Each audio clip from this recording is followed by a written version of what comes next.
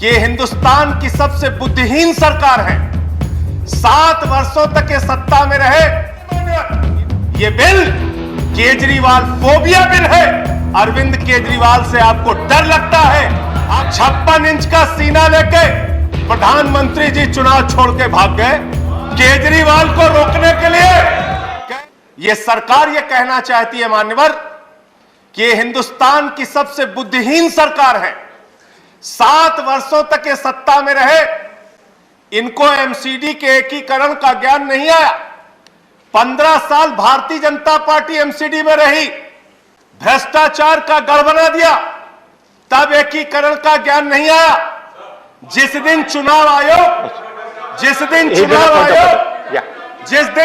आयोग ने घोषणा की, संजय जी चुनाव की तारीखों की घोषणा के लिए, जिस दिन चुनाव आयोग ने चुनाव की घोषणा, I have allowed a point of order. Under what rule? 38. He has used the words buddhihin for the government. These are certainly not acceptable. Government के लिए बुद्धिहीन ये शब्द को हटाया जाए। बुद्धिहीन सरकार अनपार्लियामेंट्री है, इसको रिकॉर्ड से हटाया जाए। If anything unparliamentary, it will be expunged from the record. Please. 7 साल के बाद इस सरकार को दिन में अचानक सपना आया। उस दिन मान्यवर 9 मार्च की तारीख थी।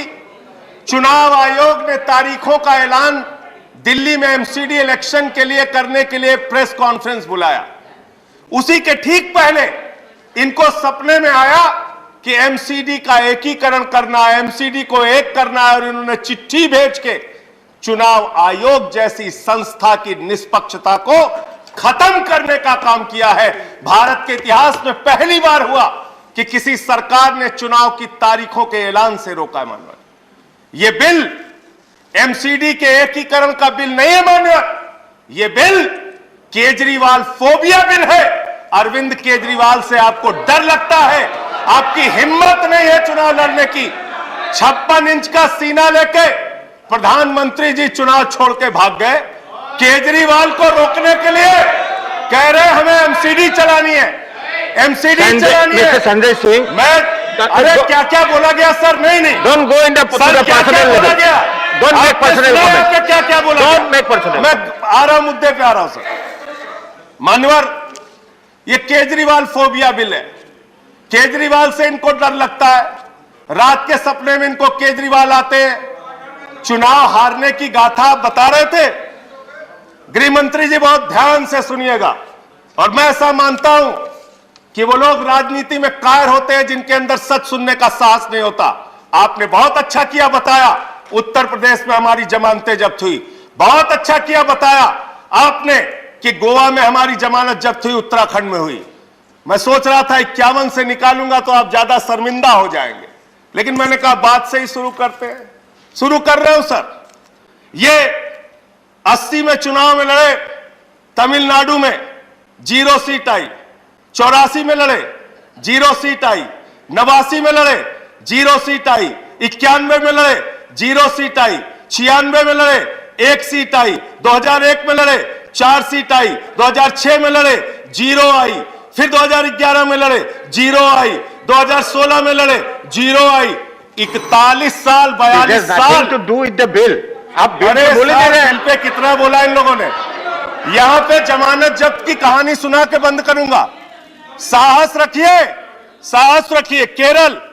केरल में 82 में 0, 87 में 0, 91 में 0, 96 में 0, 2001 में 0, 2006 में 0, 2011 में 0, 2016 में 0। आपका टाइम खत्म हो चुका है।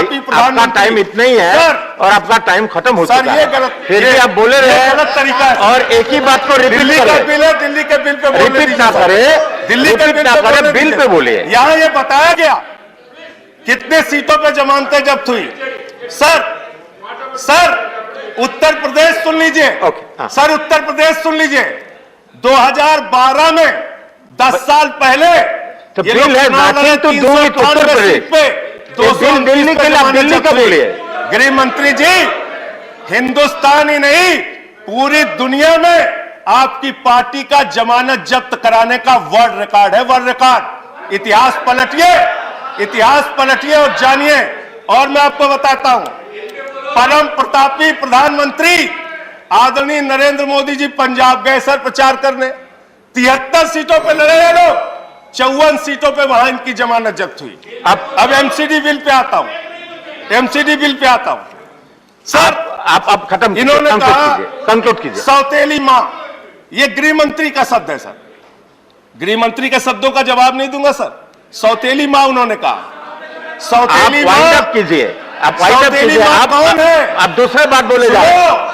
सौतेली मां कौन है सुनो जरा ध्यान से।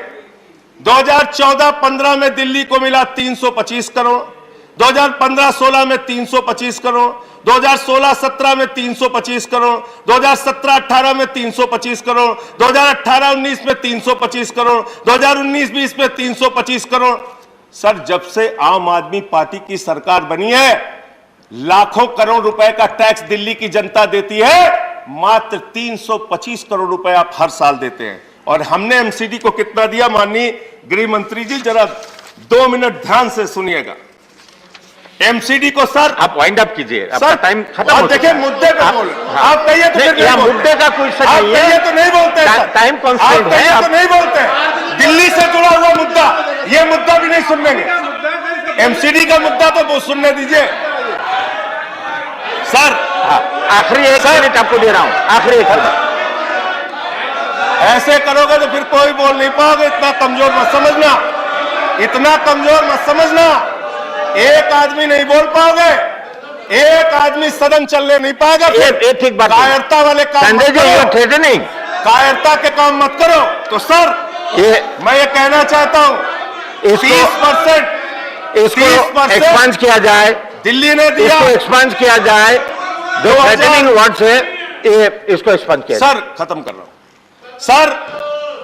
हमने इनको 2016-17 में 2700 करोड़ दिया, 2017-18 में 3224 करोड़ दिया, 2018-19 में 3444 करोड़ दिया, 2019-20 में 4756 करोड़ दिया, और इस बार इनको 6000 करोड़ रुपए से ज्यादा धन इनको दिया। Thank you, MCD. अरे सर अब हो गया, अब हो गया। ऐसे नहीं, खत्म अभी करो, नहीं, ऐसा नहीं है। कंक्लूड करो सर। मैं आपको 5 मिनट पहले मैंने कह दिया, आपका टाइम खत्म हो चुका है। सर कंक्लूड कर रहा हूं। नहीं, सर कंक्लूड कर रहा हूं, अंतिम पॉइंट खत्म कर रहा हूं सर। करिए, खत्म कर रहा हूं सर। मैं सिर्फ इतना कहना चाहता हूं कि अगर आपको चुनाव नहीं लड़ना है, चुनाव से भागना है, तो इस बिल का नाम मैं फिर आपको सजेस्ट कर रहा हूं, केजरीवाल फोबिया बिल रख दीजिए। और अंत में एक लाइन कहकर खत्म करूंगा सर, खत्म कर रहा हूं। श्री राम जी, ये बिल आपके खत्म कर रहा हूं सर, खत्म कर रहा हूं बिल्कुल। ये बिल खत्म हो चुका है, आपके कायरता की कहानी लिखेगा।